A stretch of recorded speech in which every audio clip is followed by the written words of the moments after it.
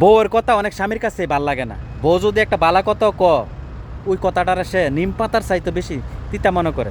বউ যদি একটা বালা পরামর্শ দিয়ে যুক্তি দেয়, তখন বউর এসে শত্রু মনে করে। কোন সময় গিয়ে বউয়ের তিতা কথাটা মিষ্টি লাগে জানেননি? যখন পরিবারের সবাই তারা খাইয়া দাইয়া লুইটটা পাইটটা শূন্য হাতে ছাইরা দেয়, তখন গিয়া বউর ওই তিতা কথাটা তার কাছে মিষ্টি লাগে। এর আগ পর্যন্ত সে বউরে কি মনে করে জানে? যে বউ তার পরিবারের লোকজনদের দেখতে পারে না, পরিবারের লোকজনের বালাসা না, পরিবারের লোকজনদের সে হিংসা করে। বিষয়টা কিন্তু এরকম না। একমাত্র বউই কিন্তু আপনি কীভাবে ওর উপরে উঠবেন। আর বাকি যারা আছে সবাই হলো স্বার্থের পাগল।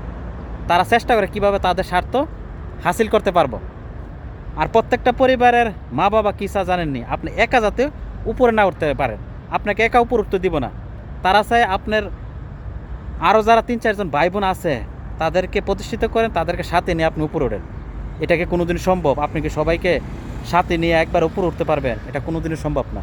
বউয়ের ওই তিতা কথাটা তখনই তার কাছে মিষ্টি লাগে যখন পরিবারের সবাই খাইয়া দাইয়া লুইট্টা পাইট্টা হাতে ভাঙ্গা লোড়াটা ধরাই দেয়, তখন ওই বউয়ের তিতা কথাটা তার কাছে মিষ্টি লাগে। এর আগে আপনি হাজারবার বুঝাইলেও কামে না, সে বুঝবো না।